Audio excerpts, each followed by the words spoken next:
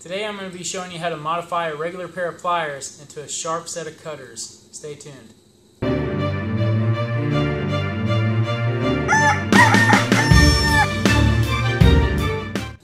Hey, thanks for tuning in. Today I wanted to show you a little trick that I'm going to do here to this pair of pliers. This is a CeeTee Co set of pliers by Crescent, and actually really good pliers for the money. You could probably pick these up for somewhere around 12 bucks, something like that, from Porcelains or any kind of big box store. They have really nice sharp teeth, great for doing whatever you do with pliers. You're grabbing things and using it as a horrible wrench. But what I use pliers for a lot is also using it to cut wire, like say with fence. And you've got these two little, basically they're shears. So what you're doing is you're not really cutting with a pair of pliers as much as you are shearing, because if this was a solid piece of, let's say, wire, and you're bringing one force down on one side and another force up from the other, you're not really cutting into it, but with so much pressure you're going to shear it off, and essentially it is going to cut it. So just like with this piece of wire here, it will cut it, but what it's doing first is it's bending a little bit until it gets enough pressure to cut it or to shear it. And the thing that's all fine and dandy, especially on this little piece of wire here, but on the welded wire fence that I'm using at home, when I'm trying to cut that fence in a section, it's just not doing much other than hurting my hand. I mean, I'm getting the job done, but by the time I get done with a 4-foot section, I can definitely feel it in my hand. And you might be thinking, well, don't use pliers, use a pair of cutters. Well, if pliers are what I'm usually going to have on me, my main tool, I want to go ahead and have that all in one. And of course you can buy a pair of pliers that have a set of cutters on it, I know that.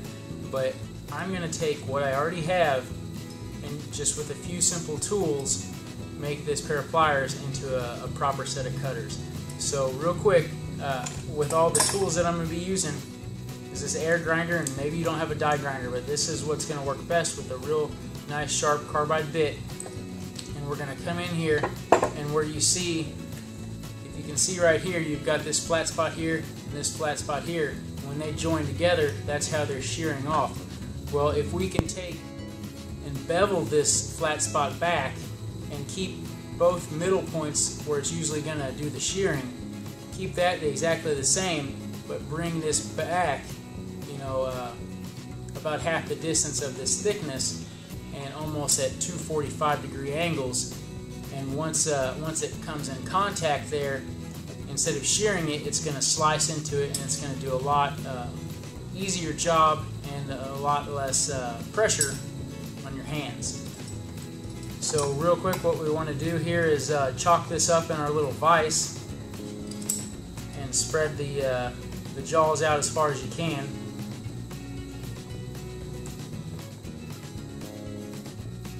And we're going to, like I said, just kind of come in here, and on this edge we're going to angle this in and bevel that edge, and bevel both sides of the plier, because the plier is made from two separate pieces. If you've ever used a die grinder, you know the importance of safety, so please be sure to wear a pair of glasses or a safety shield of some sort, because a die grinder really throws a lot of sharp shards of metal. And if you've never been to the hospital to get a piece of metal pulled out of your eye, I'm telling you from first-hand experience, it's not fun.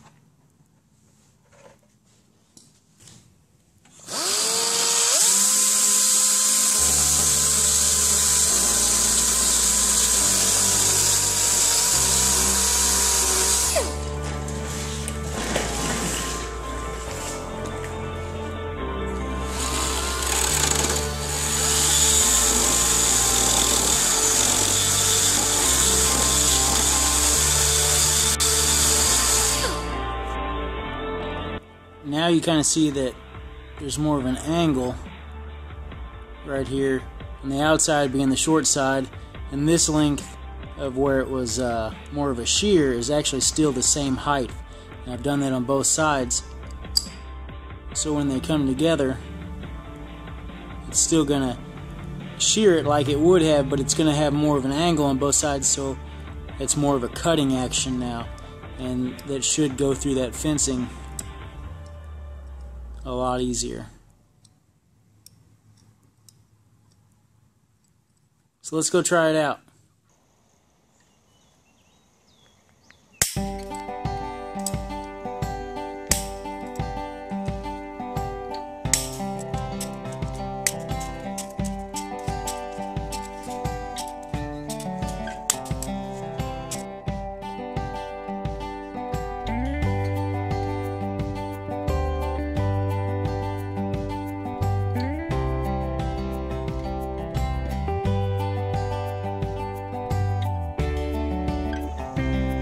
Well, they worked out just perfect, and I was able to do that whole fence one-handed. Before I was able to do it one-handed, but about halfway through I'd have to start using two hands because it was really taking a lot out of me. I mean, just the pliers alone was just piercing into the side of my hand just from having to squeeze on it so hard.